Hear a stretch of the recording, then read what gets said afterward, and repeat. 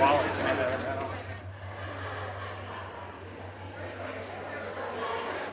Most people don't know what a dead man's trigger is. And even fewer need one. Commander, is that? Yes. We're going? A dead man's trigger is a safety valve.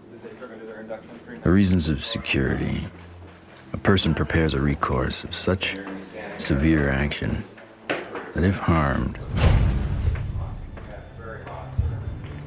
they will release a cache of damaging evidence against those enemies.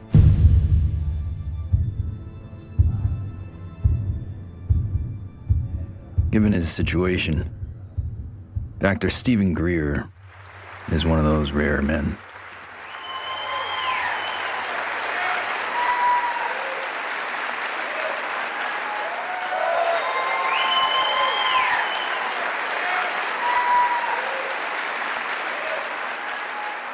Why would he need one? He's not the first person to push the disclosure of a corrupt military-industrial agenda. In the councils of government, we must guard against the acquisition of unwarranted influence, whether sought or unsought, by the military-industrial complex. In his final public speech, a farewell address, no less, in a time when every second on TV was priceless, United States President Dwight D. Eisenhower decided not to brag about his victory in the Korean War. Instead, he cashed in all his chips to warn this nation of a hidden enemy. We have been compelled to create a permanent armaments industry of vast proportions.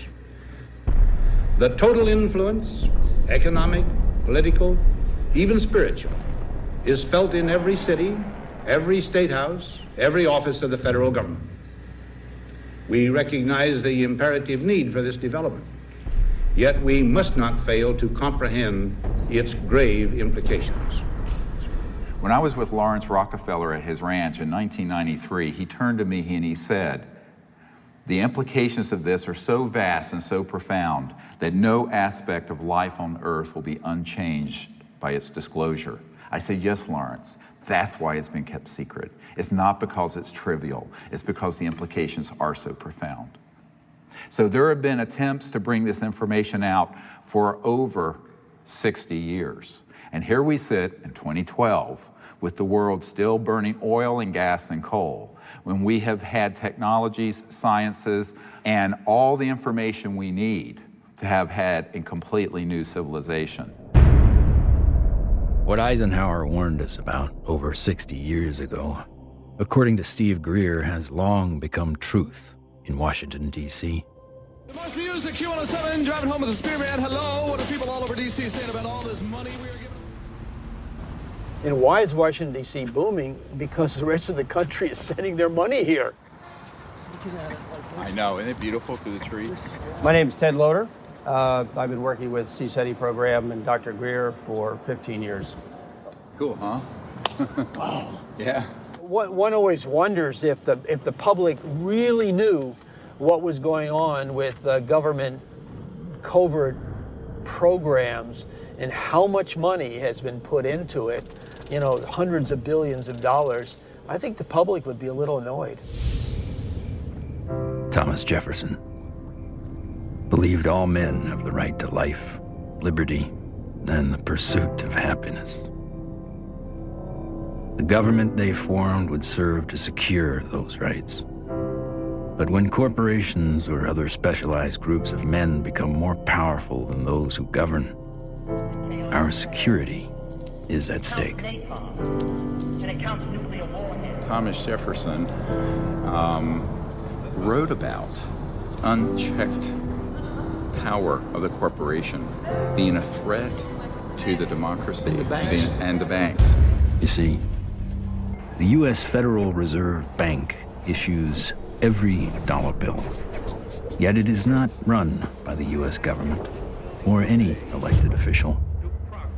It is owned by a private banking cartel. But here I find the chairman of the Federal Reserve, who's in charge of the dollar, in charge of the money, in charge of what the money supply is going to be, The middle class is being wiped out, and nobody's understanding that it has to do with the value of money. Prices are going up. So how are you able to defend this policy of deliberate depreciation of our money? A lot of it depends on what happens to the price of oil. The four horsemen, or families of banking who own and run the Federal Reserve, also run the four largest oil companies. Oil is also used to make and run machinery and current mechanical technology. Of course, there's one industry that needs these more than anyone else: the military-industrial complex. You begin to get into this very scary scenario that has to do with the human condition, of the proclivity to accumulate vast amounts of power around a handful of people. All right, sit down and shut up. And right now, these misanthropic sociopaths are running the planet into the ground. When Congress or whatever else or budget directors say, well, we've lost $100 billion in black program, what does the public do? What can the public do? We can complain to our congressmen, but our congressmen can't get any information. With lobbyists, interest groups, campaign funding, the economic powers that be have learned to control the political sphere. These politicians become almost like placeholders, and they don't realize that until they get into the White House or into the Senate Intelligence Committee.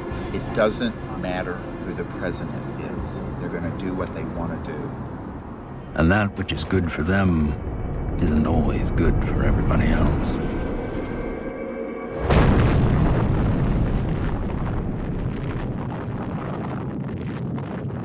From 1945 to 1998, 2,053 nuclear bombs exploded on this planet. The United States detonated over half of them. Now I am become death, the destroyer of worlds. When the first nuclear bomb was exploded in Trinity, Robert Oppenheimer, one of the founding fathers of the nuclear age, said, "We have done this before."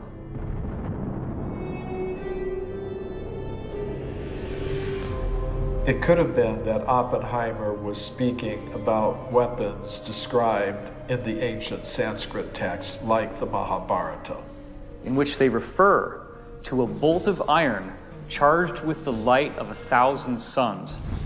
This bolt of iron was hurled in anger and led to an explosive event which is very graphically described in this religious scripture, specifically showing all the key indications of radiation sickness and the various problems with nuclear weaponry that we've come to expect. When we started detonating thermonuclear weapons, atomic weapons, and developing these sort of destructive technologies, the civilizations that have been watching this planet for millennia said, oh my God, these people are going way off the reservation. They are now an existential threat to themselves, but also to other planets, potentially. All over the world, we see very conclusive evidence that ancient people were in contact with extraterrestrial life. The Japanese said that their civilization was given to them by a people they called the Dogu, who came from what they described as Anemono Torebune, which translates as bird boat universe, meaning flying boats from the universe. The ancient Sanskrit writings of India have elaborate descriptions of vimanas, or flying craft. These texts are thousands of years old. They predate any conception that we have of spacecraft or aircraft. But evidence is not just found in ancient texts.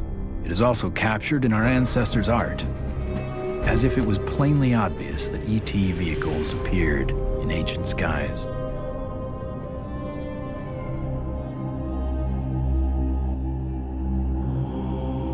It is a foregone conclusion by most broad-minded people then we are not alone in this universe. The question is, how close are they? And we all looked up at once. It was almost like an intelligence told us, hey, look over here, we're here.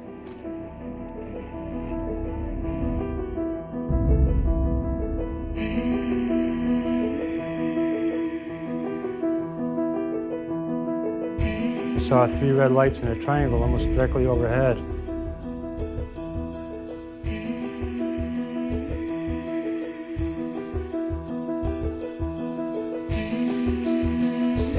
I saw these things and I ran inside and got my brothers and sisters. It had actually lifted up and it could actually turn. I'm gonna ask you to look away.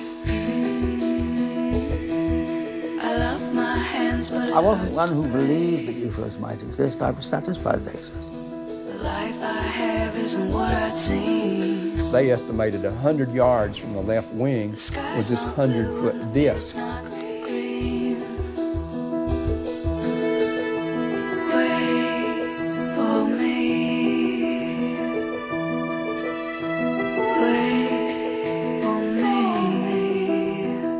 A lot of the astronauts are told to keep it quiet, and they're good Americans too.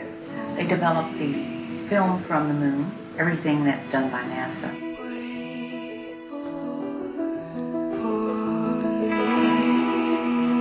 Ma che se ne sanno ancora degli altri superiori.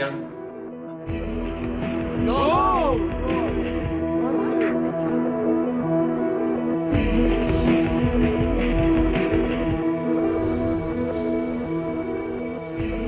There's so much evidence out there that even if less than 1% is true, that would be enough to collapse the current paradigm and change the whole planet.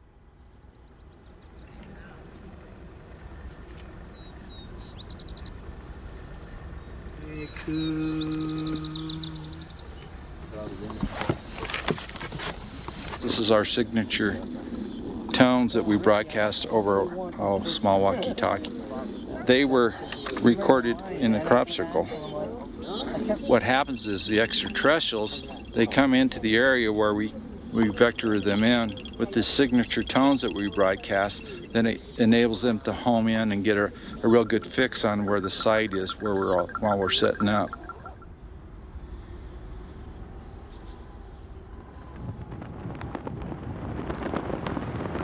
The whole concepts of the crossing point of light, the physics of consciousness and interstellar communication, all were developed on a kind of a vision quest we did here in 95 or 96. Astronomer J. Allen Hynek developed a scale to identify the types of human ET encounters. From his original 3 categories, a 4th, more controversial, has been added, CE4. Even more controversial, Stephen Greer added a 5th kind of encounter, CE5. Human-initiated contact. So, how is this done?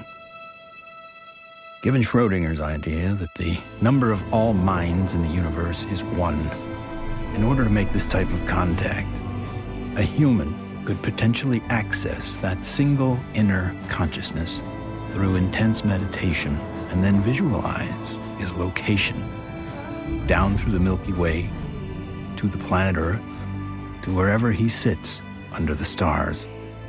In theory, then, any extraterrestrial passing by would be able to hear the broadcast and know exactly where to go, if they choose to do so. It's interesting how many people have never been out in a place like this where they can see the whole Milky Way galaxy. Most people who come for a week, it alters their life.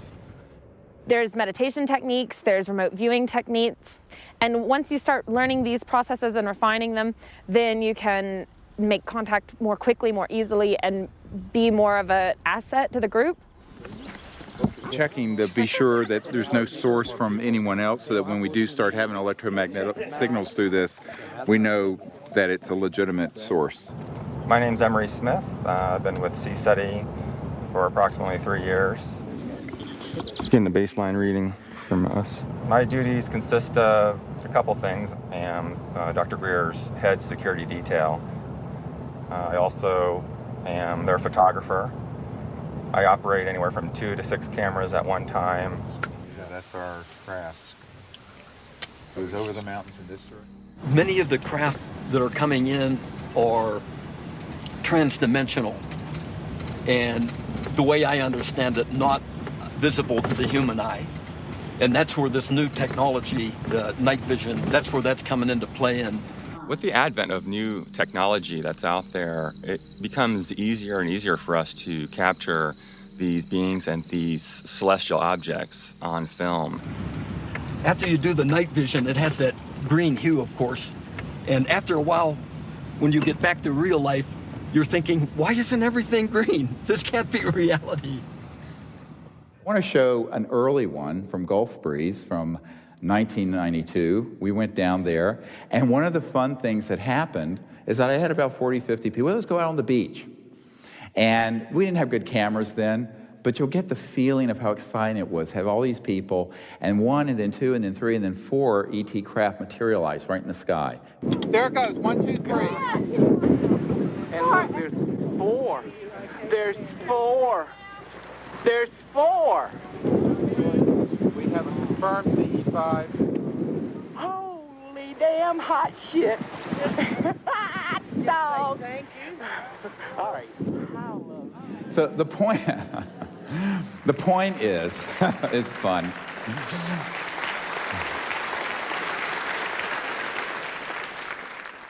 It's your responsibility to go into meditation, find a little bit of time, 10, 15 minutes, and remote view who's up there and how many.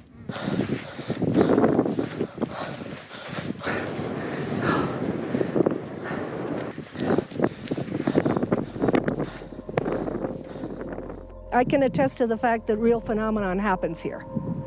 I really feel that his CE5 protocols are based on a spiritual kind of positive contact, and I think that that is an excellent model for any kind of communication, whether it be on Earth, in the United Nations or wherever, but in this particular field it's with cosmic cultures.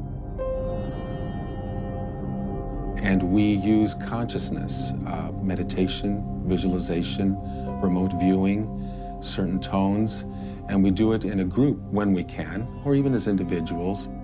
It's just been this series of unbelievable events that are amplified by our meditation. It enforces this communication between us and the ETs, and it's so interactive. I could feel everything, I could hear all the sounds just right there.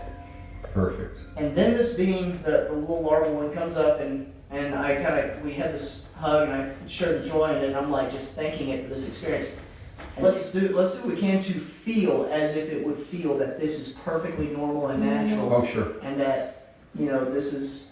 Relax and get in that flow consciousness, exactly. So I was jarred by our group getting tripped out and in that kind of, I was startled by some of the ways that our group was being, and I was going, and then there was moments where I was like, wow, I can only imagine how a visitor might feel. The ETs pick up on your intentions, and if you're really out there just to learn and really want to communicate with these extraterrestrials, well, it's going to happen. Avahanam Narayanam Padma Bhavam Vasishtam Shaktim Chatat Putra Parasharam Cha Yasam Shukam Goda Padam Mahantam Govinda Yogindra Matashashisham. And we ask these extraterrestrial civilizations to join us as they begin to learn of us, to help us, and to understand us, even as we endeavor to understand them and welcome them here to this beautiful planet.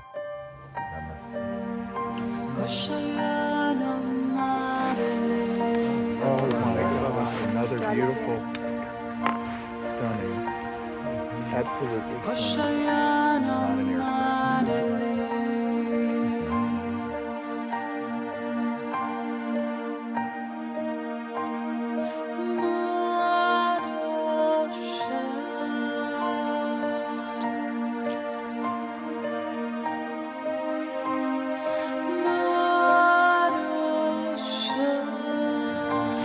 comes a military plane, very quick. Yeah, there's a very fast military. Okay, they're gonna go. Just blinked out. Oh. It turned right to it. Yeah. Literally, my heart literally sunk when the jet, you know, got to where the craft had to phase out. Yeah. And like to feel all that love build, and then to feel that jet coming in, and it was like on a heart level, my heart literally sunk when the jet crossed the path where it had to take off.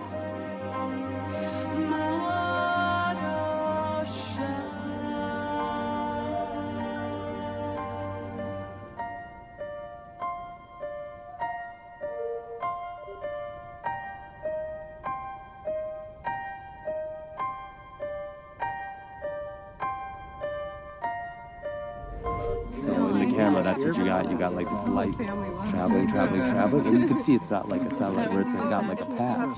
It's got like a, you know, like a movement. Yeah, and then it's gone. When I was 17, I injured myself. I got so infected. And at the time, because I was very poor and I didn't have any health care, I just laid there and I got sicker and sicker and sicker, and I had a near-death experience. I found myself out in deep space, and it was this experience of complete oneness with the cosmos, not just with Earth and life on Earth, but with the stars and the infinity of creation. It certainly altered the course of what I would end up doing, because I then learned meditation. I actually became very aware of the power of the mind. This experience helped guide the direction of his life. Though Greer went on to earn a medical degree and raise a family, he continued to study consciousness and contact. And decades later, it seems he would be the doctor called upon first to examine a very unusual body. This came to us in the last couple of years, and there's a man who runs an institute in another country that I cannot talk about. But he came into possession of a little creature. It is humanoid. It does not look human. We have acquired an EBE, an extraterrestrial biological entity. We're flying over to Europe soon to take some tissue samples and do some DNA testing. This was found in the Atacama Desert. We don't know how it came about. Here's the great view of the face and cheekbone, very complex. Now there is a fracture here, and behind this right ear is caved in, and that's how this ET being was killed. We have the best scientists in the US from Stanford that are going to be doing the testing itself to see what this really is, and also to rule out what it's not.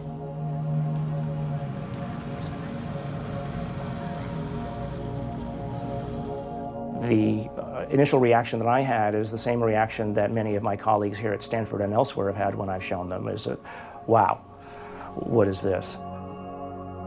The question is important enough in at least two ways. The primary reason is that there's a lot of claims about specimens and claims about aliens. And of course, there's a lot of ridicule associated with that. So one of the best things that we should be doing, of course, then is bringing the best scientific techniques to bear. The techniques are available, the techniques are cheap, the answers are nearly absolute, so let's do it. And it's so exciting because it's not just...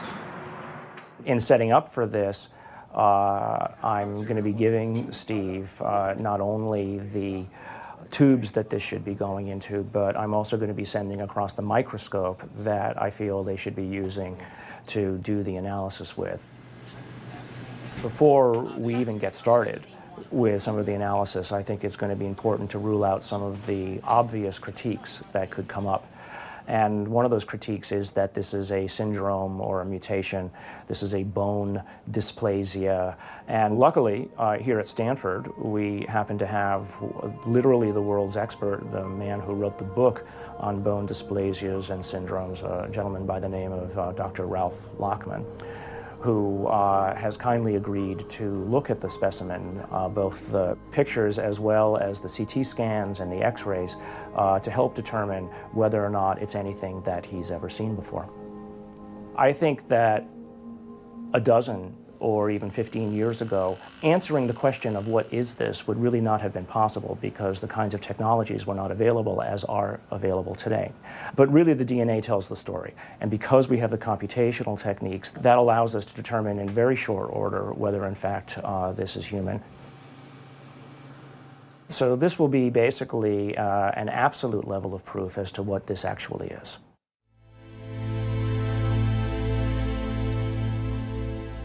The problem is not proving that UFOs exist.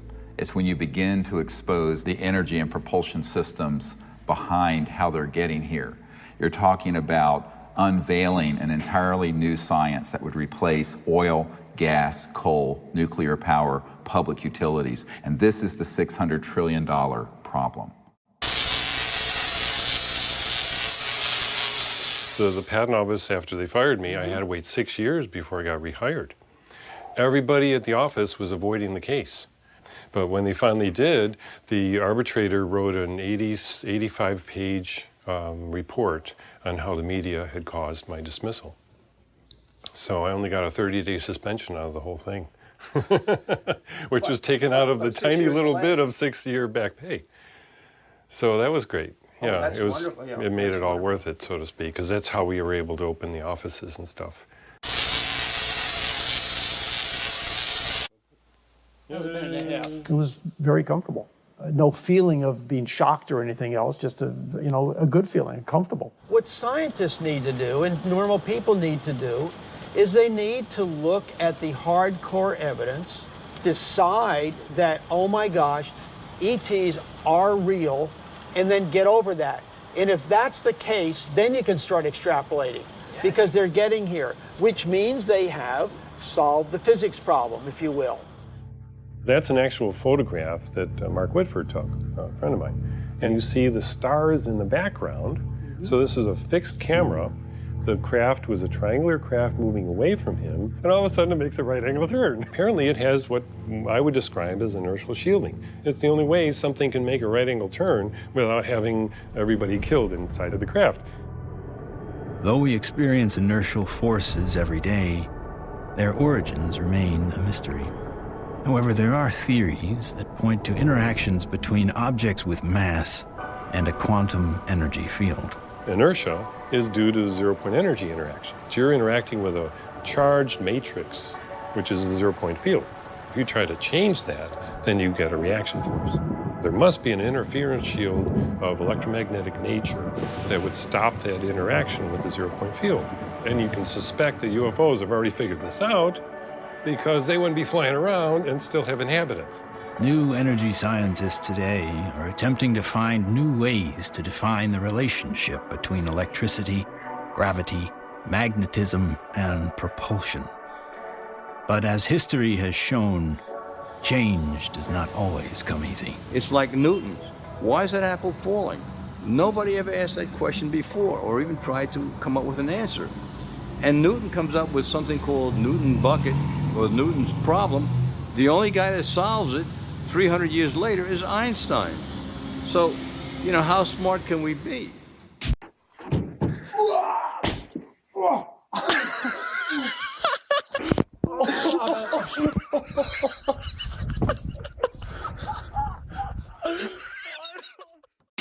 If you look at everything normal within the conventional wisdom, you're not going to learn anything new. My name is Morgan Boardman. I am the Chief Financial Officer of Morningstar Applied Physics. My business partners are Paul Murad and Dr. John Brandenburg. What we're doing, like I said earlier, is we're using a magnetic field that's rotating about the axis with the hope of generating a magnetic vortex. In essence, we are trying to start a civilian advanced research projects agency.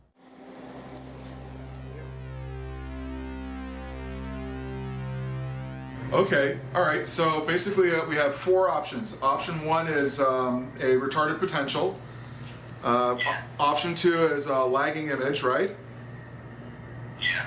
Option 3 is pointing vector as a motive for propulsion, or how that may be what's happening, right?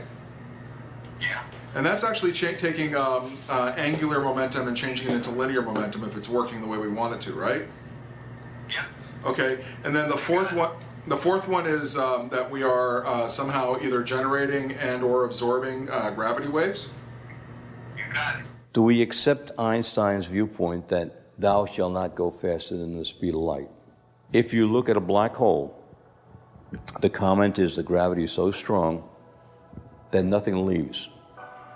But it does have something that leaves the black hole, and that is gravity. So does that imply that gravity moves faster than the speed of light? Could be. Gravity is another one of those seemingly self-evident forces that has raised a number of questions. How does it really work?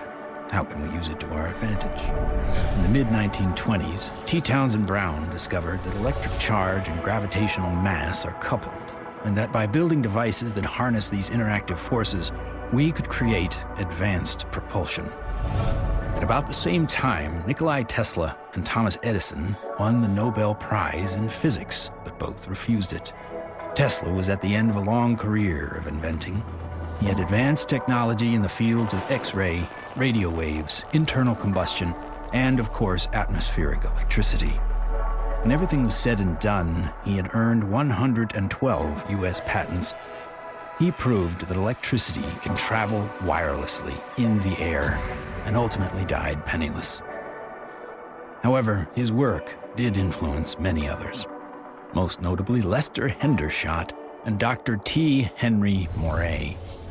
Hendershot invented a magnetronic generator to energize an impossible flight, if fueled by gas, that took Charles Lindbergh and the Spirit of St. Louis from New York to Paris. Dr. T. Henry Moray developed the Moray valve, a device for extracting radiant energy from the zero-point field, and demonstrated this device hundreds of times and had dozens of signed affidavits supporting his science. Yet in the end, even these two notable scientists were ignored and bullied. Dr. Moray's device was hammered down and broken into pieces by a competitor, and before he could finish reconstruction, he passed away of natural causes. Hendershot fled to Mexico to continue work, but was found dead at 61 years of age, attributed to suicide. There's all kinds of skullduggery that happened there. I don't think T. Henry Moray ever got a decent chance to ever do anything with that.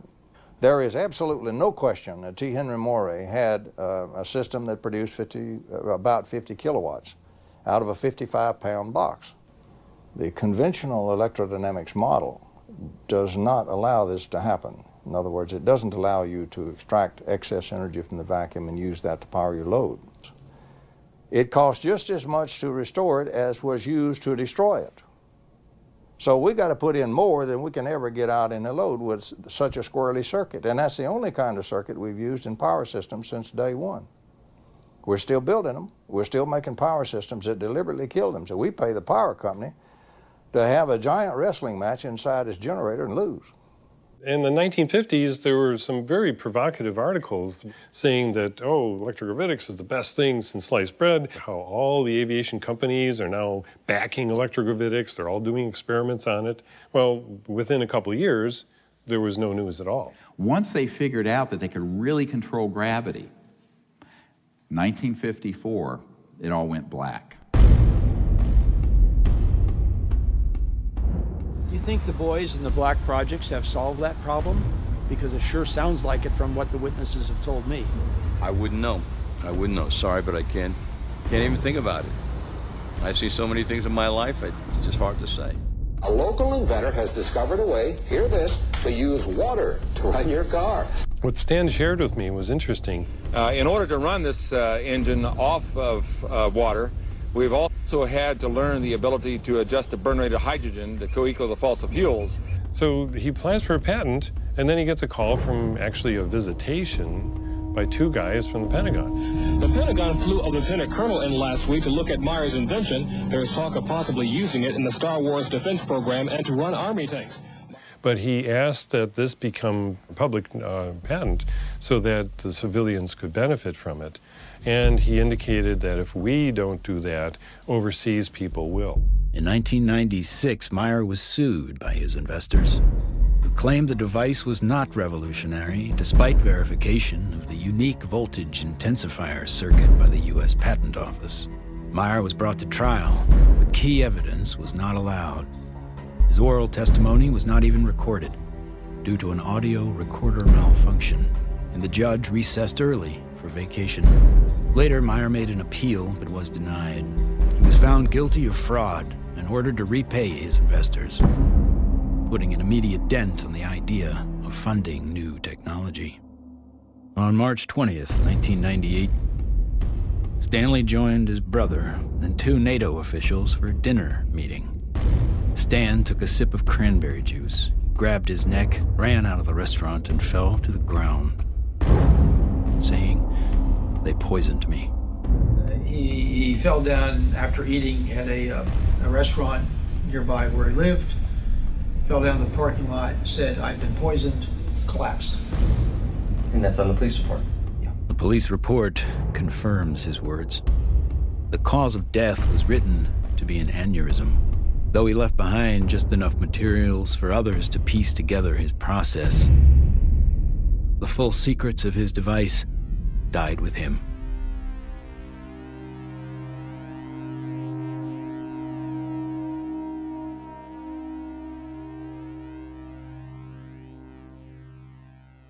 So from this, I began to do more work with the administration, various people, friends of the president, the Rockefeller family.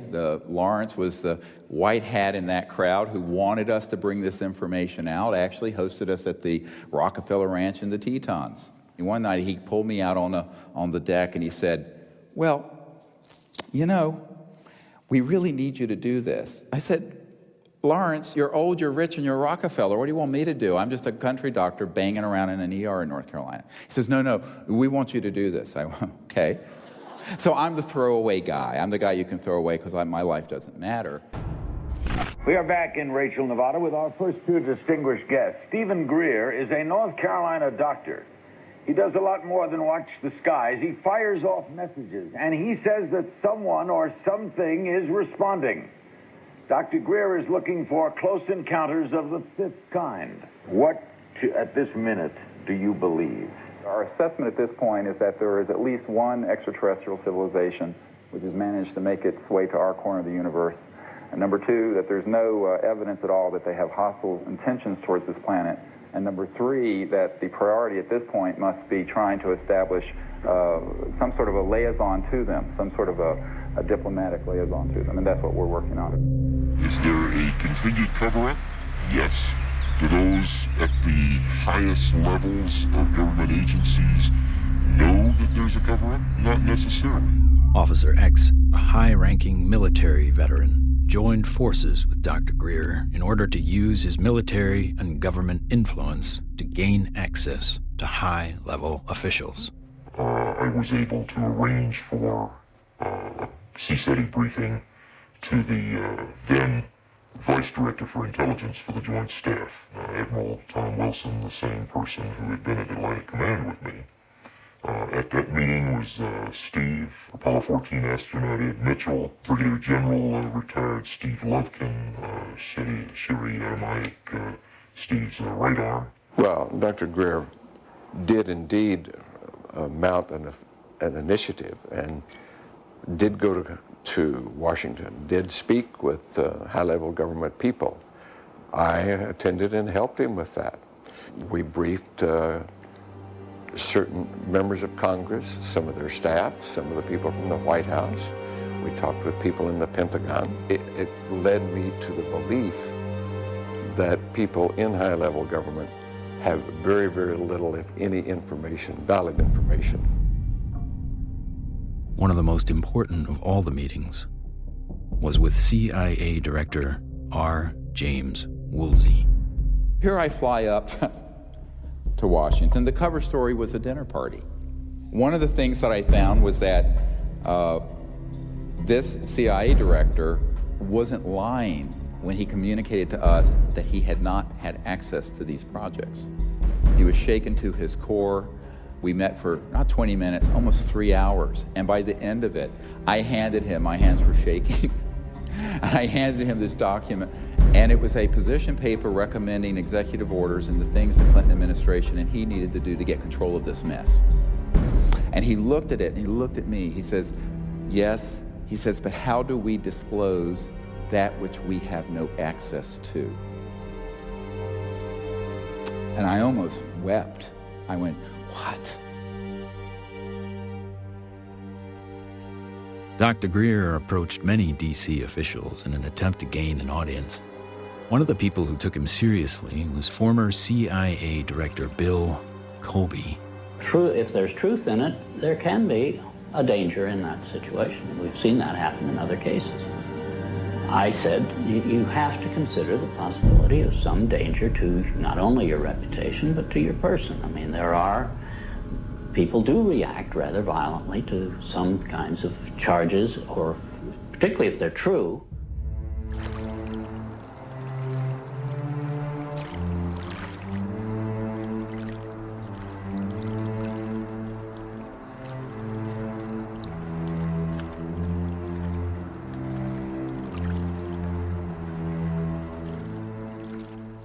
Now, you know, I'm a 30-some-year-old doctor with 4 kids, a golden retriever, and a house in North Carolina. So I'm going, this is down the rabbit hole fast.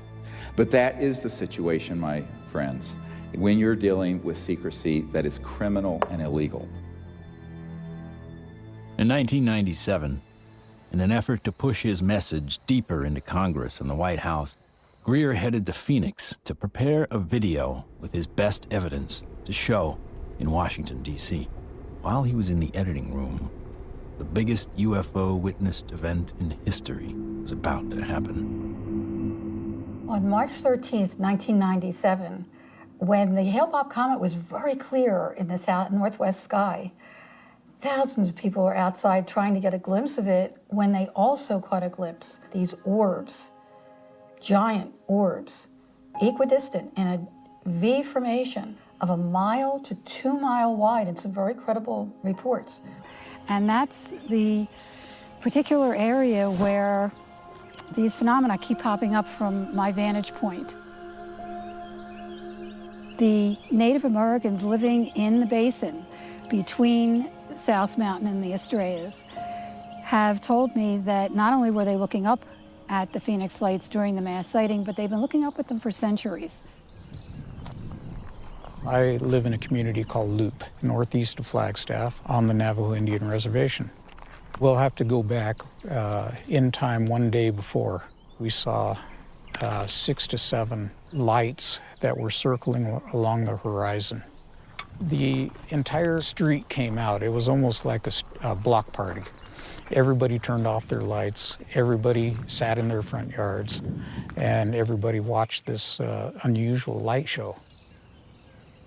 I squeezed down the best of what I found and finally came forward in 2004 with the Phoenix Lights, a skeptic's discovery that we are not alone.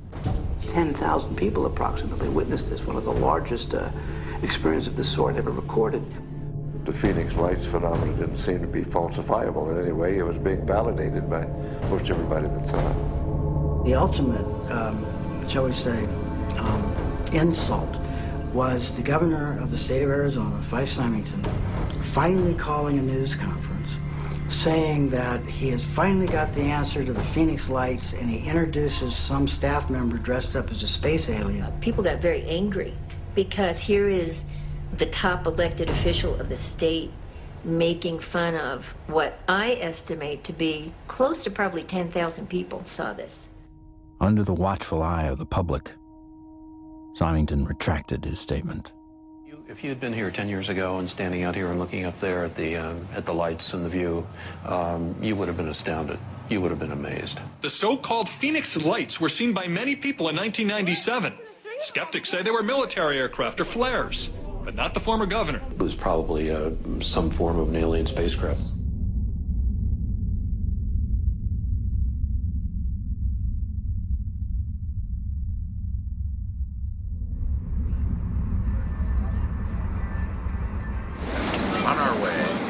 Barcelona. Barcelona. To retrieve the evidence. Dr. Bravo. Hi, baby. Are you ready for the trip? I'm ready for the trip. I'm so excited. Okay. We're going to do some very wonderful work, and I can't wait to get the results. Upon arriving in Spain to look at the being for the very first time, I was kind of skeptical. It was definitely a game changer for my thought process to actually see it in person than to see it on film.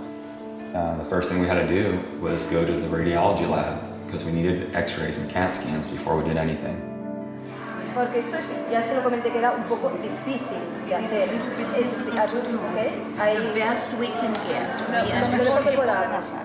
Porque evidentemente no se puede manipular para nada. No. The head radiologist at the center saw the beam and was quite impressed. And the first thing she said was, "Wow, that looks like an alien." That's really okay. This is fabulous. This was pretty good for you. Yeah. Okay, that's good.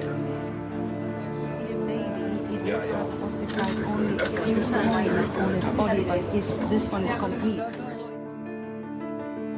And when the CAT scan images started coming up on the computer, it was just profound. And I saw inside the bone, and I saw, organs and lung material, brain material.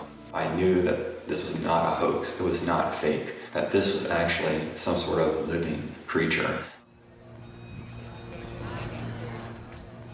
Right, well, if somebody made it, they have a future in microsurgery because they were smart enough then to put in these millimeter-wide bone holes where the arteries go in to feed the bone marrow.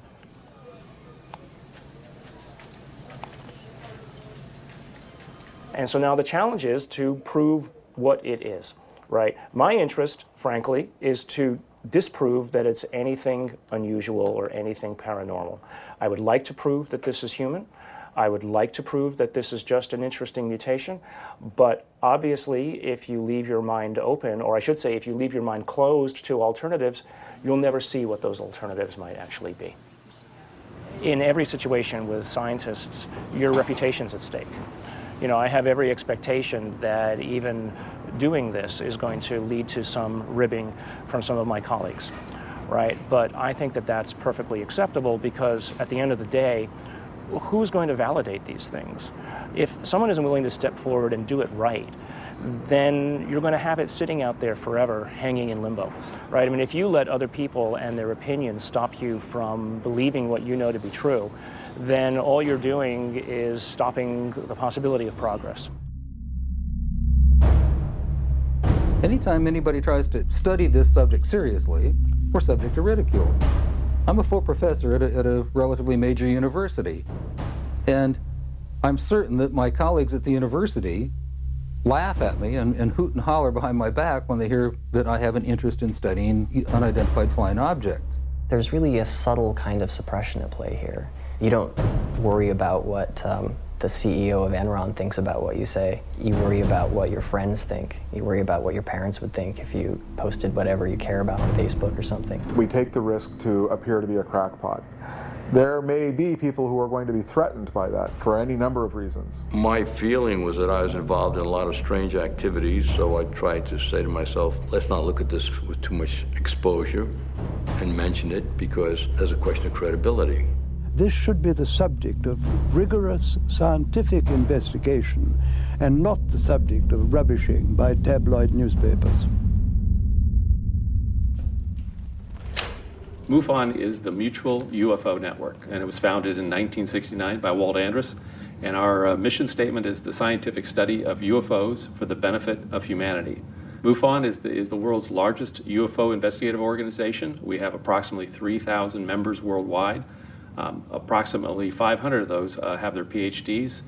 These are people who really would like to delve deep into the UFO phenomenon and try to figure out not only what it is, but how it's happening.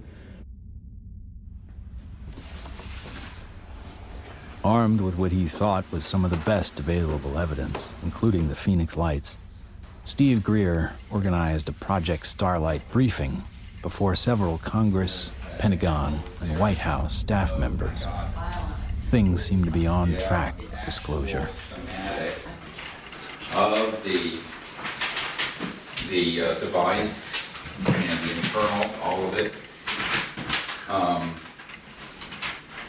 with a lot of detail, and this is a cutaway. This was done and escaped government control, whereas the Bentwaters case took 20-some years in England. So this is in our possession and not the Ministry of Defense. So, where it would never be found. Where it would be going to a black hole, right? But then, the bad news came.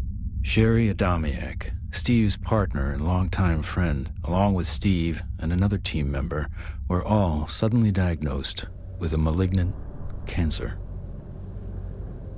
I've had these experiences since I was a child or a young man, but to articulate them so other people understand them, I need someone with capacity to hear it.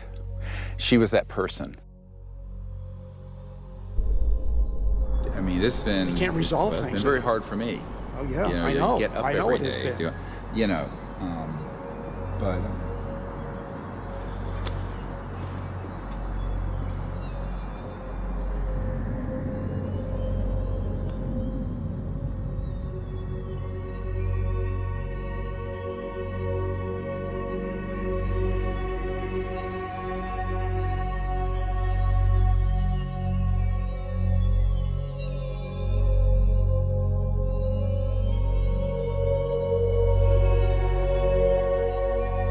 One of the last places she wanted to come was here. So she asked that her ashes be placed on the land. So we put her ashes around that tree.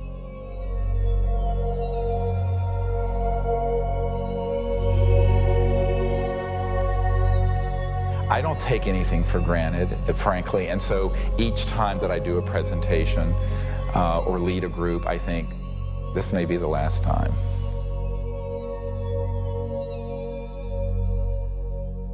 The thing that has kept me going the most is not any external thing, but the experience of that near-death experience where I know that there's an aspect of us that doesn't die. That is why I can go mano a mano with these elements and not be afraid. I shouldn't say be afraid, not stand down. Everyone has fear. I've certainly had my fears. But it gives you an anchor so that you can go forward.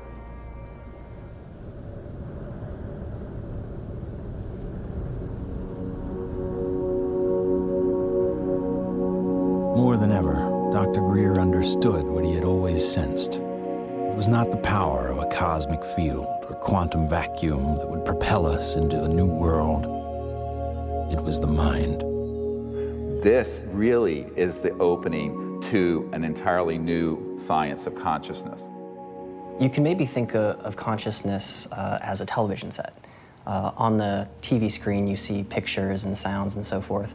And if you tried to find out where that was coming from and you looked inside the television, you're not going to find it. It's not there. The signal is in the radio waves around it, invisible to us, that's being interpreted by the television as pictures and sounds. So this is very much like the state of how we understand the mind and consciousness. Dr. John at Princeton proved that putting your awareness on a device that was a random number generator would affect it.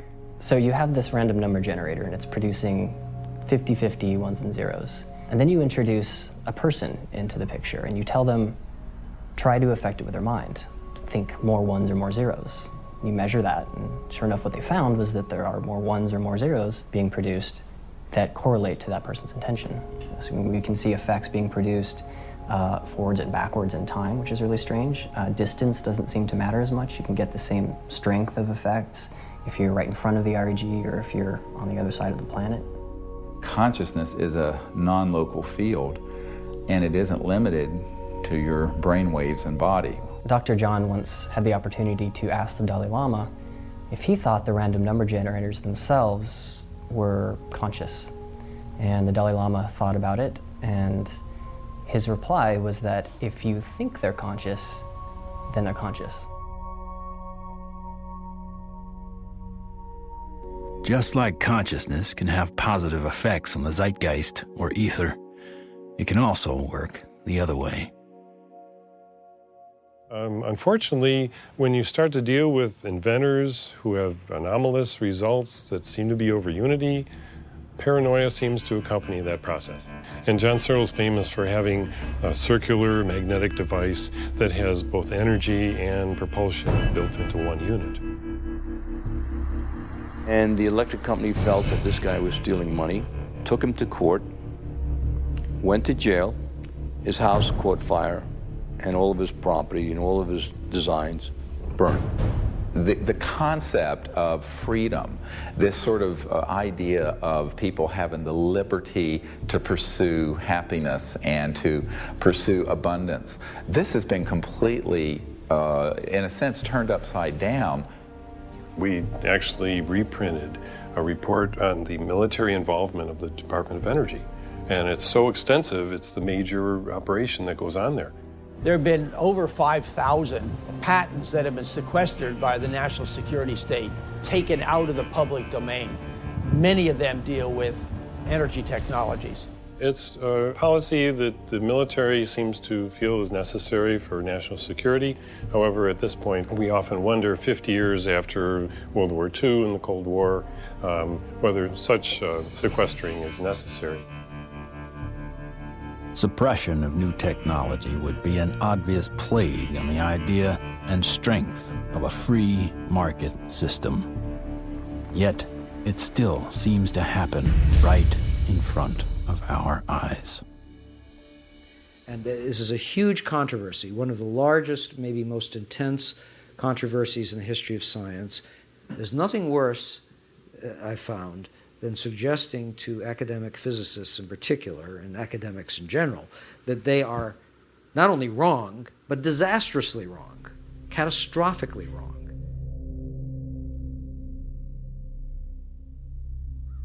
The cold fusion patents have not been approved. They will not get through. American citizens are being denied their constitutional rights. I inadvertently was looking through some piles of paper that had been given to me in a casual manner by all these hot fusion physicists as they were trying to do their calorimetric repeat of the Pons-Fleischmann experiment. And I was stunned. I couldn't believe what I was seeing. It looked like monkey business to me at the time, and it has turned out to be exactly that. It was represented as a negative result when it was positive. And that data is scientific fraud, as far as I'm concerned. It's been referred to legal authorities in the government. I asked for a review at MIT, got nowhere.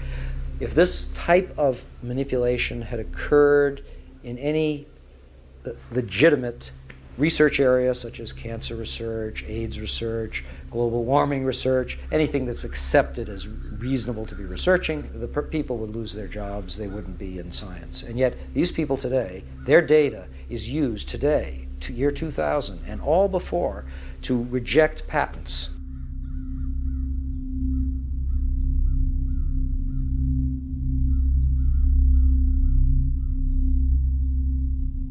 Yes, there is serious criminal activity going on that ultimately must be rooted out.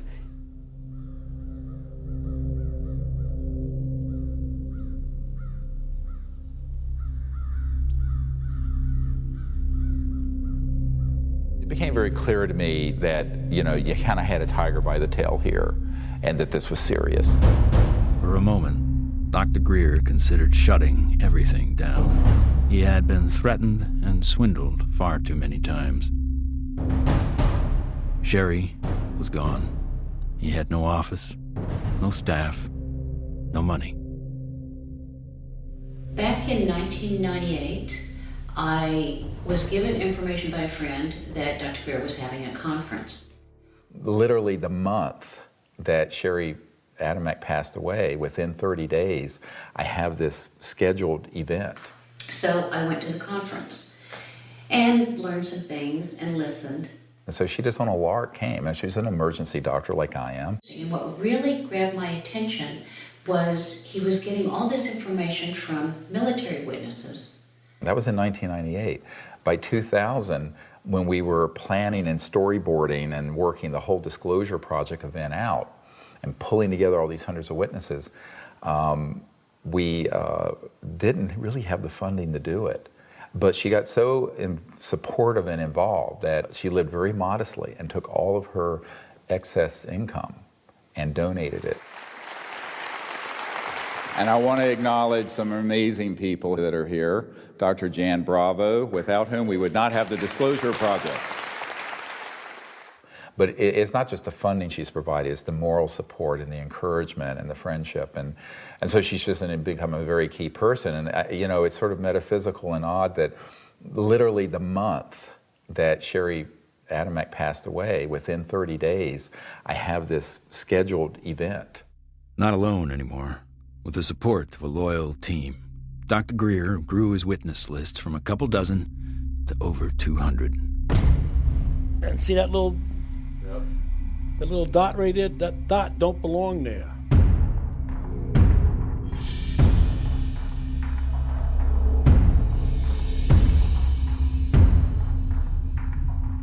I said, I'm one of those, what you would call the high government officials in the FAA. I was the division chief.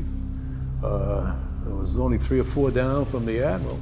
I was awarded the Air Force Guided Missile Insignia. I was the first photographic officer in the Air Force to get they called it the missile badge. So I forgot who it was that called, but he says, we got a problem here. What's the problem? He says, well, it's that UFO.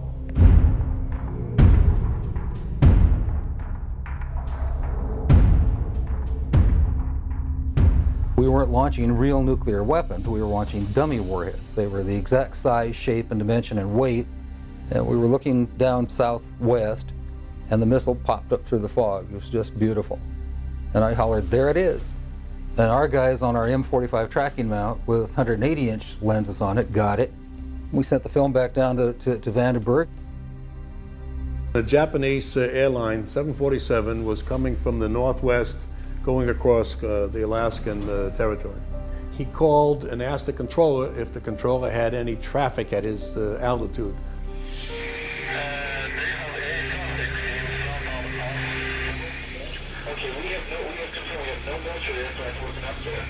His radar is picking up a target.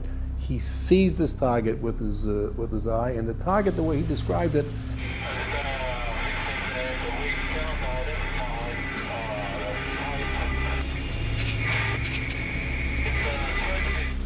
a huge ball with lights running around it, and I think he said it was like 4 times as big as a 747. I was called into Major Mansman's office at the 1st Strategic Aerospace Division headquarters. And Major Mansman said, watch this. There was the launch from a day or 2 before it at Big Sur. We watched that stage burn out, we watched the 2nd stage burn out, we watched the 3rd stage burn out, and it's going like this. And into the frame came something else. It flew into the frame like this, and it shot a beam of light at the warhead, fires another beam of light, goes around like this, we're going like this, fires another beam of light, goes down like this, fires another beam of light, and then flies out the way it came in. And the warhead tumbles out of space. They brought in 3 people from the FBI, 3 people from the CIA, and 3 people from Reagan's scientific study team, and I don't know who the rest of the people were. When they got done, they actually swore all these other guys into this never took place. Who said that? Who was saying that? This was one of the guys from the CIA. Now I saw that. I don't give a goddamn what anybody else says about it. I saw that on film. Phil Klass can kiss my ass. He wasn't there, I was. He said this is the first time they ever had 30 minutes of radar data on a UFO. He said, you are never to speak of this again. As far as you're concerned, this never happened. So I said, yes, sir, and walked out, and that was the last I talked about it for 18 years.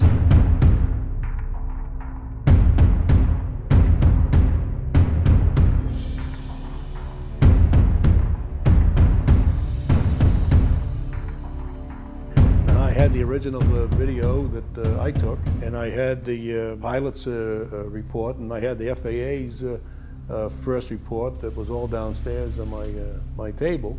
They didn't ask for that, so I didn't give it to them. There are things that I know about that I did in the service that I won't talk about to you now because they're top secret, and I could get my ass in trouble for talking about them. If you parse what Major Mansman said, he said, you are to say, this never happened. Well, that's not classifying it top secret, is it?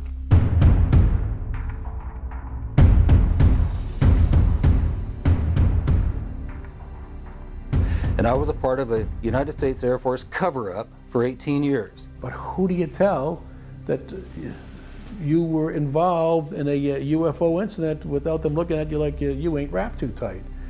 What we photographed up there affected me for the rest of my life and made a huge impact on my understanding of the universe and of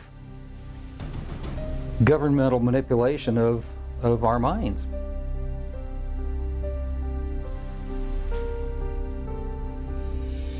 Now, with the witnesses on his side, Dr. Greer had the firepower to attack Washington again.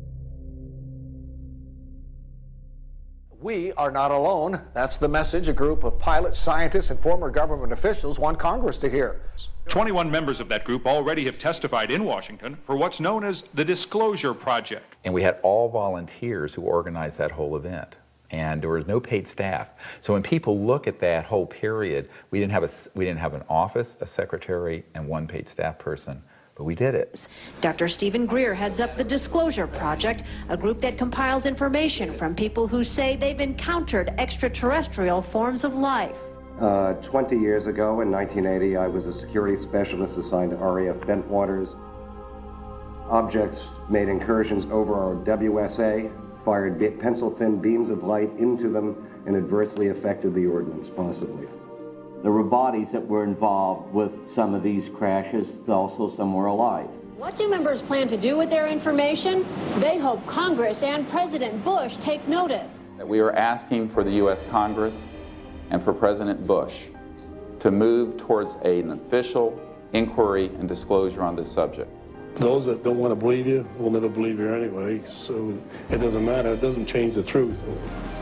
A spokesperson for the Senate Science, Technology, and Space Committee says no congressional hearings are planned right now. Elaine Quijano, CNN Headline News, Washington. I stand before you today in my almighty God, and I tell you this. If Congress calls me in and says, will you testify in detail what you know, I stand here today prepared and ready to do just that. Governments must never lie to the people. Thank you.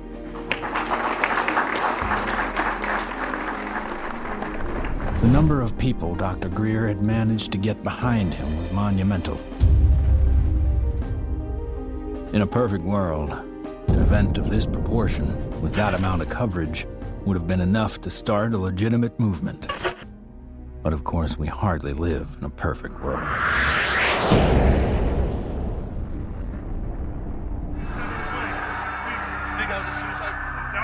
Yeah, don't say it. It's on, you know it, right? I don't know, guy. Everything's fucked up. 9/11 became the mother of all news stories and completely changed the game for everyone. Fear, panic, and strife were imprinted in the public consciousness. To what end? Not to go after Al-Qaeda, but rather to invade the sovereign nation of Iraq. Given such a drastically overt misstep on the part of a U.S. government led by an oil family, the question on some people's minds is whether or not this disaster was exploited, or worse, engineered. The Gulf of Tonkin in the Vietnam War, Chiang Kai-shek in the Korean War. False flag operations are nothing new. However, according to some, the ultimate card to play might be yet to come. How do you grow the $1 trillion military-industrial complex that Eisenhower warned about into a $2 or $3 trillion program? You got to have a bigger enemy out there. Von Braun's purpose in life during the last years of his life, his dying years, was to educate the public and decision makers about space-based weapons. First, the Russians were the enemy against whom we're going to build space-based weapons. Then terrorists would be identified, and that was soon to follow. In 1977, I was at a meeting in Fairchild Industries, and in that room were a lot of charts on the walls with enemies, identified enemies, names that people had never heard of, names like Saddam Hussein and Gaddafi. But we were talking then about terrorists, the potential terrorists. No one had ever talked about this before. And they continued the conversation about how they were going to antagonize these enemies, and that at some point there was going to be a war in the Gulf. According to these theorists, after the military-industrial complex had its war against terrorism, the next enemy that Dr. von Braun identified on Earth would be third world country fanatics. But with no more enemies left, the people would soon be taught to look to space. The next enemy was asteroids. Now at this point, he kind of chuckled the first time he said it. Asteroids, against asteroids, we're going to build space-based weapons. So it was funny then. And the funniest one of all was against what he called aliens, extraterrestrials. That would be the final card. And over and over and over, during the 4 years that I knew him and was giving his speeches for him, he would bring up that last card, and remember, Carol, all of it is a lie. 99% of all the information out in the public on this subject is well-crafted disinformation designed to scare people to support the next phase in global warfare. And this kind of corruption is why the only things that are being made on this subject are things that redound to paranoia and fear in the military-industrial complex. I occasionally think how quickly our differences worldwide would vanish if we were facing an alien threat from outside this world. I don't think we're moving forward if we trade, factional and ideological war from one ethnic or religious or economic system into an interplanetary conflict, because that's A, not survivable, and B, would be even worse in terms of galvanizing the world around a military structure. That has been the central organizing principle of our society for a few thousand years, actually. It is hard to concretely prove that 9/11 was a false flag attack because the people behind it are so good at covering their tracks, especially with the compliance of mainstream media. If you had trillions of dollars, you'd be pretty good at it too. The adversary is closer to home. It's the Pentagon bureaucracy. According to some estimates, we cannot track $2.3 trillion in transactions. $2.3 trillion in transactions. According to the Comptroller General of the United States, there are serious financial management problems at the Pentagon. Fiscal year 1999, 2.3 trillion missing. Fiscal year 2000, 1.1 trillion missing. And DOD is the #1 reason why the government can't balance its checkbook. I would like for you to respond to the questions that I've put to you today. I've forgotten what the second question was. How does one carve out a billion unacknowledged or 10 billion unacknowledged taxpayer dollars? In many cases, at the end of the fiscal year, when there is so-called leftover money, they may or may not know that money may in fact go to a special access program. There are two main types of special access programs: acknowledged and unacknowledged, or USAPs. Those programs are basically totally off the books, and they are able to actually vacuum up money to be a self-perpetuating funding mechanism. Certain USAPs are waived and also completely managed and controlled by private contractors, so they enjoy the secrecy protections only afforded to private corporations. There is virtually no high-level government oversight for these types of USAPs. In many cases, no elected official, including even the president, have knowledge a particular USAP even exists. Between 1947 and 1949, the government passed the National Security Act and the CIA Act. These laws allowed the intelligence community to withdraw money from any agency without disclosure. Essentially, money could be stolen from any program, and no elected official would ever know about it. great view of the eye socket. Very different eye socket from, and that's another thing that the scientists who've looked at this at Stanford have commented on. If you look at this creature and you look at the cranial vault, how large it is, the size from the eyes up is at least 3 times that of a human. One of the first things that Dr. Lockman immediately remarked upon was the shape of the head and the skull. It was not something that he is accustomed to seeing, and it was quite interesting and in some ways exciting that the associated features that you would expect from a syndrome of that nature were not found.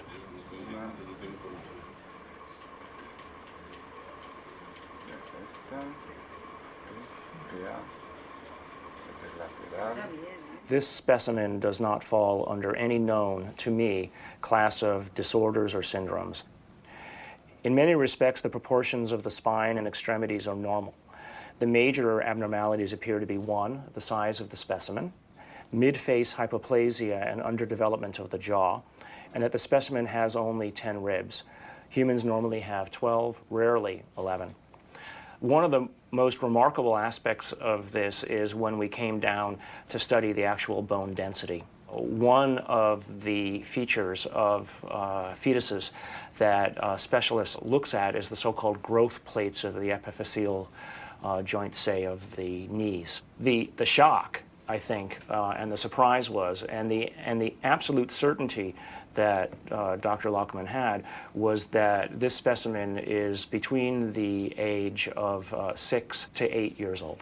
The shock was that this specimen was clearly not fetal. How do you explain how something 6 inches tall survived to any length of time that would allow for it to survive 100 or 1,000 years ago?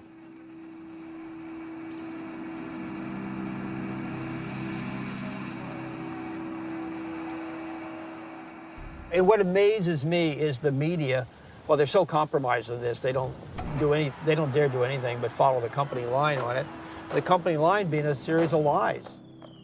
This is a document talking about the current program at the CIA.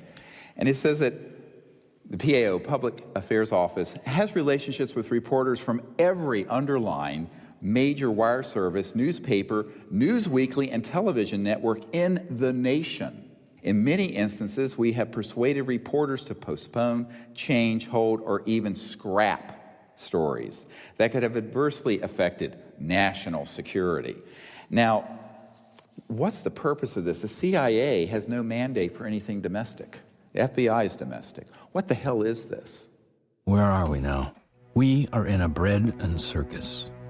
This is a phrase used to describe the creation of public approval, not through excellent public policy, but rather through diversion and distraction.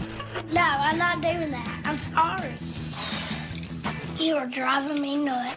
That's ridiculous. Keep people fat, keep them happy, keep them diverted, and keep them entertained with drivel and shock and nonsense. That's, unfortunately, the sort of thing that has taken the place of news and information. So that what we're seeing today is a world in which perception is being managed by as little as 5 major media corporations who collectively control magazines, newspapers, corporate news websites, television stations, movies, documentaries. Who are these people? Who could be behind the curtain? Who could possibly be controlling us so effectively? A shadowy government with its own Air Force, its own Navy, its own fundraising mechanism, and the ability to pursue its own ideas of the national interest, free from all checks and balances, and free from the law itself. Majestic 12 is real. Notorious MJ-12, which is no longer called MJ-12. I'm trying to find out the new name. Basically, it's an oversight group intermingled with the National Security Council and the National Security Planning Group. They have full control. They have no congressional oversight whatsoever. They answer to nobody. whatever activity is going on, to the extent that it is a clandestine group, a quasi-government group, a quasi-private group, it is without any type, as far as I can tell, of high-level government oversight. And that is a great concern. Ladies and gentlemen, the very word secrecy is repugnant in a free and open society, and there is very grave danger, for we are opposed around the world by a monolithic and ruthless conspiracy that relies primarily on infiltration instead of invasion, on subversion instead of elections. Its preparations are concealed, not published. Its mistakes are buried, not headlined. Its dissenters are silenced, not praised. It is a system which has conscripted vast human and material resources into the building of a tightly knit, highly efficient machine that combines military, diplomatic, intelligence, economic, scientific, and political operations. And we are, as a people, inherently and historically opposed to secret societies, to secret oaths, and to secret proceedings. It's got too much tissue on it. They actually want a piece of the bone from at least like a 0.5 of a millimeter in. Como medio milímetro de... We took material from inside the cranium, also 2 clippings of the anterior front ribs of this being. And we were able to see under the dissecting microscope that in fact it did have bone marrow in them, so that meant there should be some good genetic material in there. It was really nerve-wracking. Imagine, 2 big guys here trying to operate on this 13-centimeter long beam. But we did it.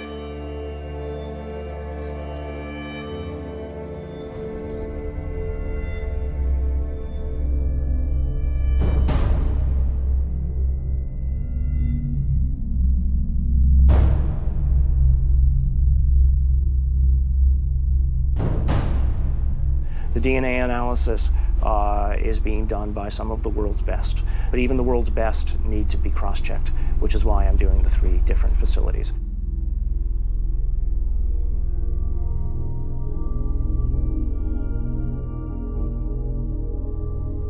So I actually ran 4 samples. I ran a sample of my own blood. It was a very small amount, just 100 microliters. I ran 2 blanks, things that just had water in them, because that would be essentially a contamination control. And then, of course, the sample itself.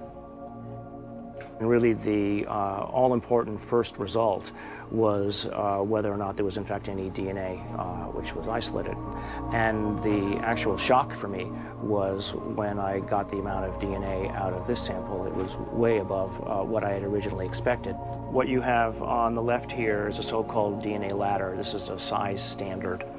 This one on the end is, in fact, my DNA, and it has an expected size distribution as well as some banding. And validating the original measurement is this analysis that basically shows that we have a nice distribution for the sample's DNA.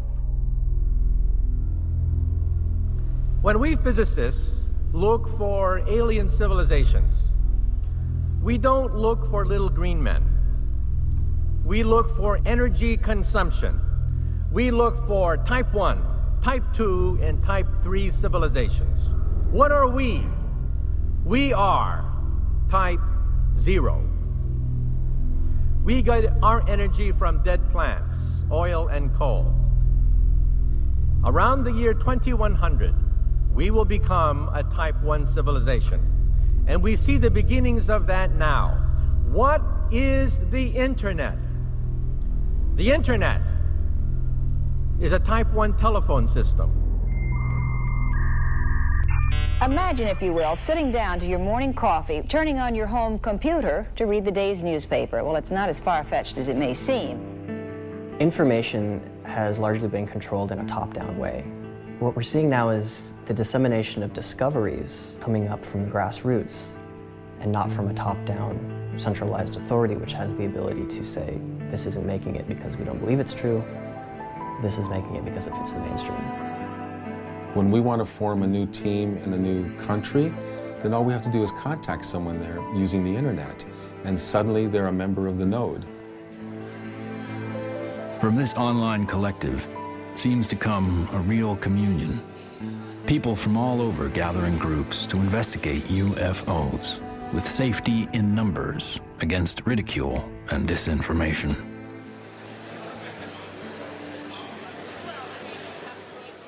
What we found in the past is we had a lot of anecdotal stories, but we didn't have a whole lot of data.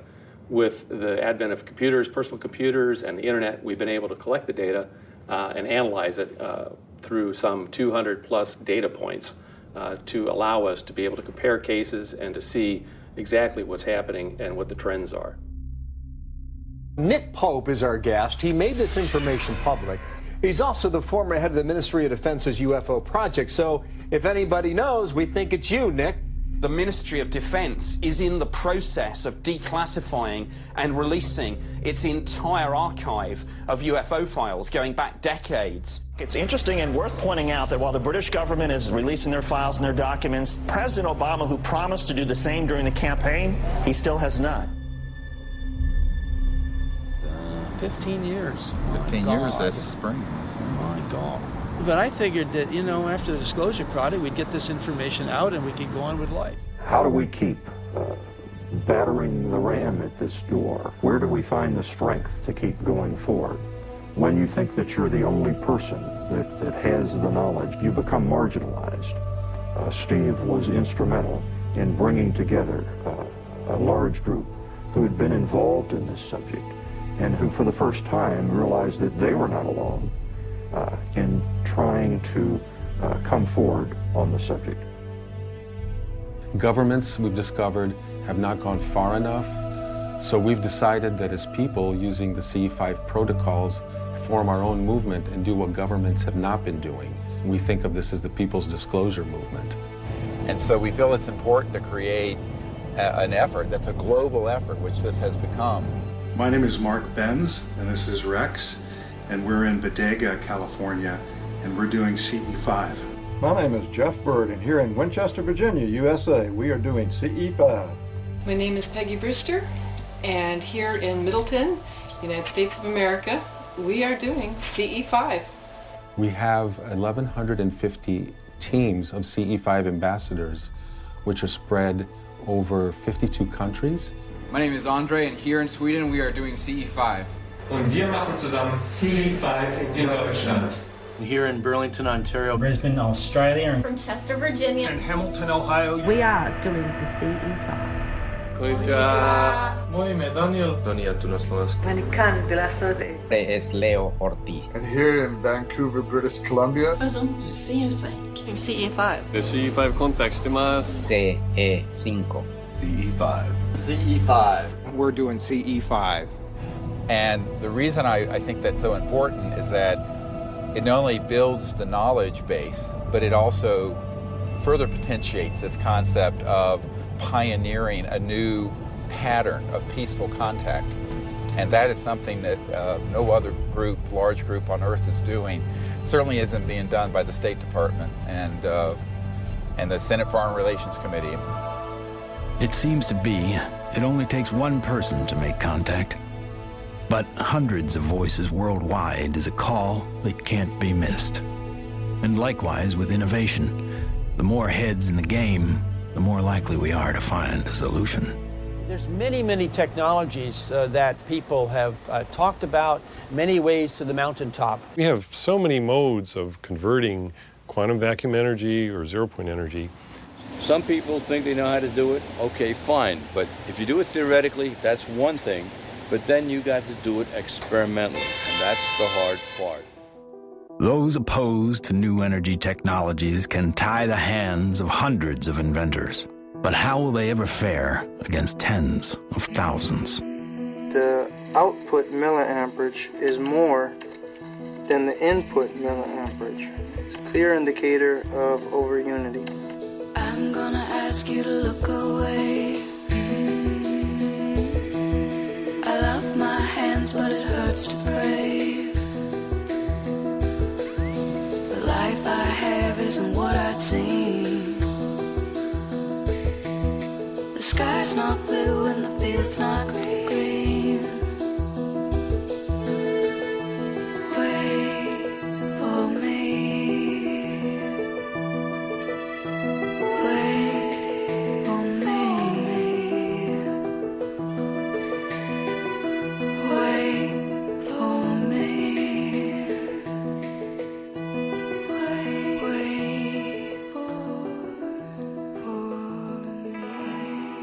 Wait When you oscillate or vibrate magnetic fields, there's an effect in the gravity field. And how to do that linkage is what you're trying to get at, as I understand Maxwell's it. equations are in that term right there. And what happens is if you're going to have a gravitational effect, it's going to happen over there.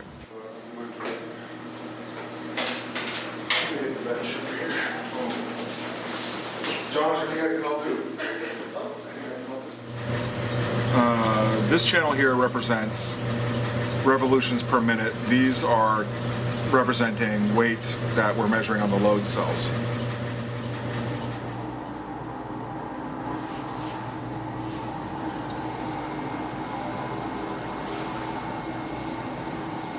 Full steam ahead.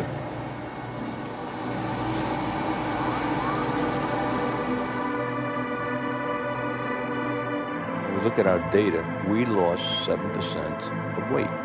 If we move this thing and it loses weight, I must be generating gravity waves. Though the device maintains its shape and size in terms of dimension, it is losing mass. That's a possibility. If it is losing mass, then certainly it would also be affecting time in a very localized manner. By looking at new technology, you could break through new commercial aspects to improve our society. We should be looking for a disruptive breakthrough in this technology within the next 10 years. We're on the brink of developing any number of potential propulsion systems which would take us out of the solar system. I think we're going to beat NASA to the mark. So I graduated from the UCLA School of Engineering in 1976. I got a flyer from the School of Engineering inviting me to a lecture by Ben Rich. Ben Rich was the director of Lockheed's Skunk Works for 16 years. He oversaw a number of USAPs that were secretly managed at the Skunk Works, including, most notably, the development of the F-117 stealth fighter. Ben shared a slide set of about 40 slides of different things, starting with the U-2 spy plane, going all the way up to the stealth fighter at that time, mentioning that he couldn't talk about the other secret stuff. But when he ended his talk, he had a slide of a black disc zipping off into outer space. And he ended his talk with these words: "We now have the technology to take ET home." So you have to have vision, and you have to have the guts and the courage to go out past the steps and do something of any value, and we have to go past our grasp. And we asked him questions about it. What did you mean when you said we have the technology to take ET home? Ben shared three major things that I think are worthy of research by researchers worldwide at this point in time. The first was we've somehow figured out how to do interstellar travel already. It's known. The second point he made was that there was an error in the equations. My suspicion is it's probably Maxwell's equations for electromagnetic theory. The third thing he said was, how does ESP work? And I was really kind of startled because I didn't know what to say. But I blurted out, I don't know, all points in time and space are connected. And he looked me back in the eye and he said, that's how it works.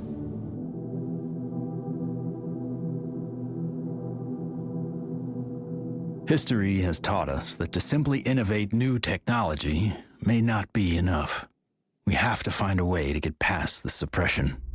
We've already now had a breakthrough just a couple months ago of the tritium battery. Finally, a company has come up with an actual commercializable unit, but it's very small. It's designed for an IC or some small circuit component. So this is a good sign, because it shows the way to introduce a free energy device is to introduce a small version of it. If you have a revolutionary energy device, it has to be introduced in a way that doesn't look like it's a revolution.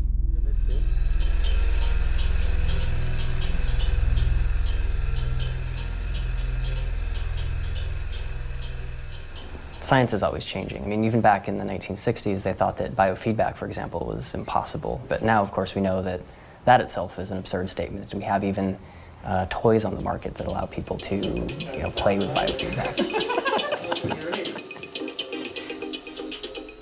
These sciences have been around for decades. They have been ruthlessly kept secret because of the kleptocracy of what I call the petrofascists, the people who are hell-bent on maintaining the power of a centralized petrodollar oil, gas, coal system.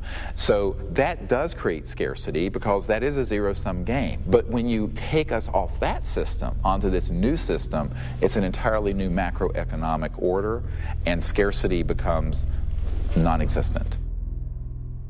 After years of disappointments, Dr. Greer and his team are now attempting to build an energy research lab in Virginia, where scientists and inventors with working prototypes will have a safe haven to build.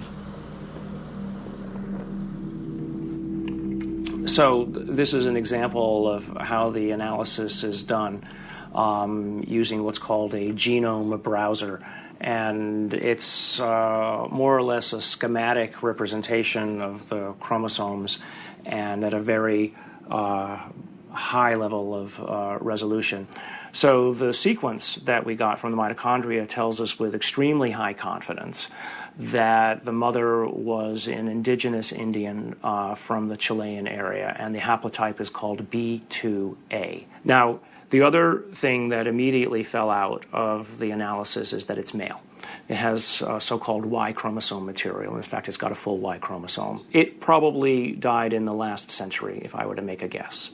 I can say with absolute certainty that it is not a monkey, right? It is human, or as close to human, closer to human than chimpanzees would be. But when you count up the number of mutations that we're observing, what we're seeing is more than what we would expect to be caused by simple cell division. When the sequencer is creating or making these reads, it's doing it more or less at random. So what does the computer program do that people have written and designed? It takes every one of the little sequences and tries to match it against the known. And then anything that doesn't match, it puts in a little side file and says this is unknown. At a certain point, when enough knowns are matched, I can feel comfortable saying, this is human, right? But if I'm not careful and I don't pay attention to what's in the garbage can, right, what the computer program is throwing away, I could literally be throwing the baby out with the bathwater. What we've done is we've scaled back and we're seeing several chromosomes and pieces of chromosomes across the top, which basically leaves us with a very strange conundrum, right? Here you've got this 6-inch tall, let's call it human, right, because the DNA says that so far it's human, at least the way that we're looking at it.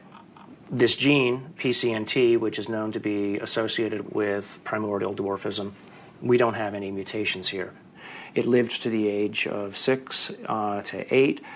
Obviously, it was breathing, it was eating, it was metabolizing, and it wasn't living in an environment where there was a lot of advanced medical attention that was given to it to allow it to live to that age. Calls into question how big the thing might have been when it was born.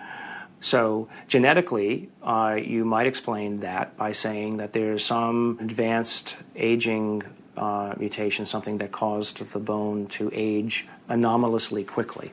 A gene that's known to be associated with progeria, that also, no changes there. So the next problem, of course, is the ribs and the number of ribs in the specimen. Only 10, whereas there are supposed to be 12. So there are no mutations which are specifically associated with that kind of phenomena because it's rarely, if ever, seen. The digits are all correct. The hands are all correct. There are problems with the face. So there's a mid-face hypoplasia, and then there's the larger skull. So again, I think in summary, there are genes associated with any one or two of the anomalies that we see in the specimen, but there is no mutation which is known to accommodate or call for all of the mutations. Even with the things that we know could be assigned to one or more of the anomalies, we don't find them in the genetics of this specimen. That leaves open the question, what genetics is causing the anomalies that we are observing? So, although I entered this thinking DNA was the answer, it made me realize that in the context of the bigger biology questions, there are other levels of control that need to be understood and answered. The non-coding RNA, epigenetics, etc. And things that we probably haven't even thought of yet. So if I just look at, this is base pair 19,800,000 or so at this edge of the open region. I can go all the way over here, and now I'm at 21,000 or 22,000. So the answer is not finished, and it's not as easy as actually, frankly, I thought it was going to be at the beginning. So that's basically 2 million base pairs of DNA where nothing seems to sit. It's just like the way societies do things. They try to fit things in boxes. We have literally written a computer program that does exactly that, tries to fit it in the box. Doesn't seem very efficient, so on that basis, people would call it junk. But I think we now know that there's any of a number of other features of what DNA is doing in there. It is expressed. And so we need to be careful, obviously, that we don't let our instincts or the programs that we write to match our instincts make the decisions for us. No matter what, for me, this has been a fascinating, more than an exercise. As soon as I've collated this information into a form that other people can take advantage of, and it's accepted for publication, I'm just going to put it out on the web. You know, I don't have the resources to study and follow down every single angle that this opens up. But you know, maybe there is a listener out there who will be sufficiently intrigued by this to do the analyses themselves, and maybe they'll find something that I missed. Great. If additional samples or examples are seen of this, I'll be the first in line to want to sequence it, because then all bets are off. I want to say other things here, but I also don't want to open myself up for, you know, attack. This search may have uncovered a major finding about life in the universe and its origins. What is this being? Could it be a missing link in evolution? Could it be an entirely new species? Or simply a disease we have never seen before? Or could this be an extraterrestrial being from another world?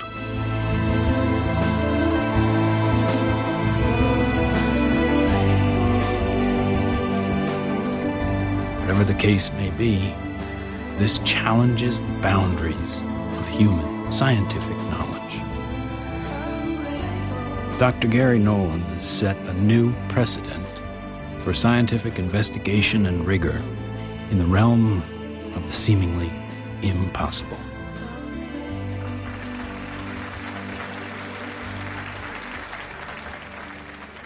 Now, we have now over 4,000 cases of extraterrestrial vehicles that have landed, 3,500 pilot cases, over 5,000 documents from the U.S. government, and hundreds of thousands of pages of documents from 14 countries that have opened their files since the Disclosure Project was launched 11 years ago.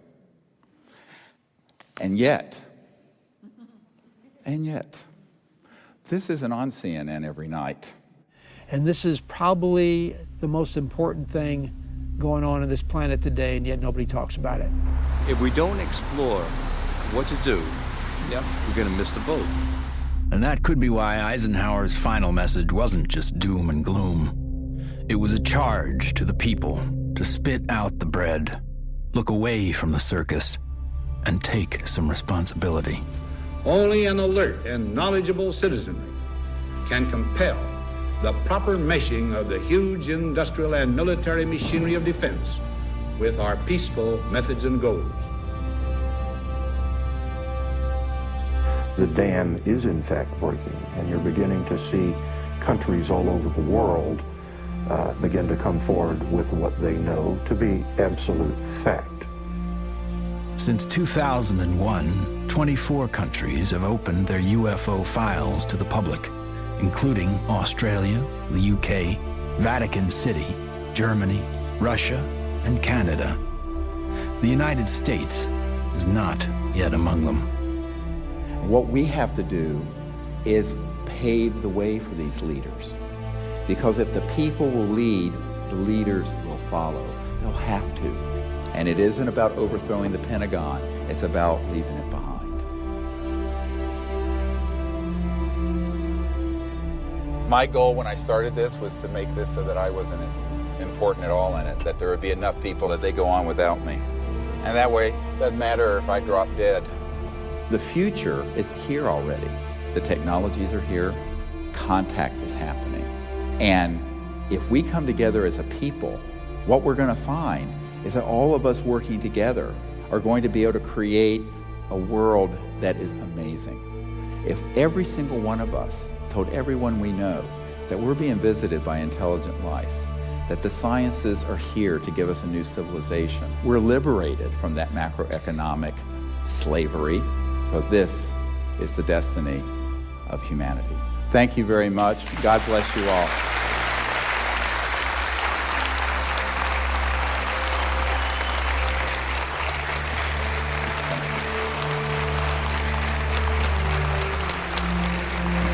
Thank you.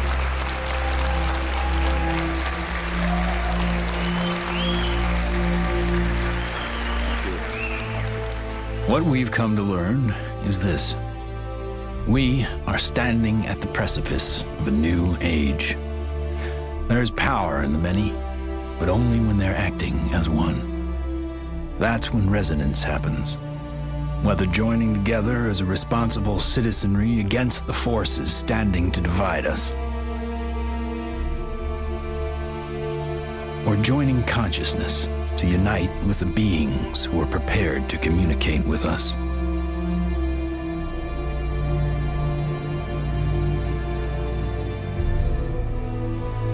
In order to succeed in this endeavor called life, we must come together as one.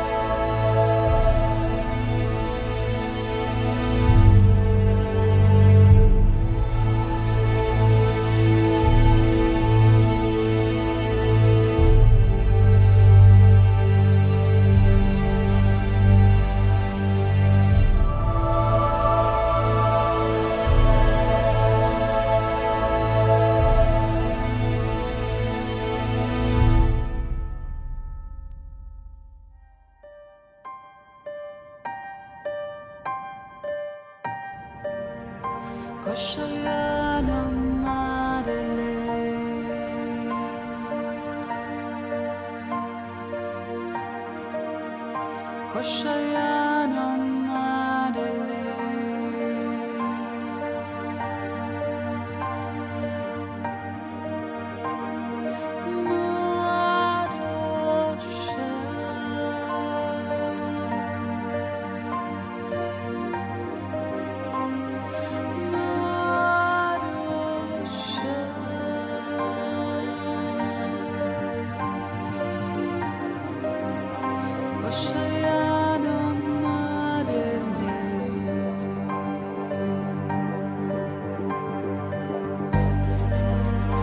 Koşa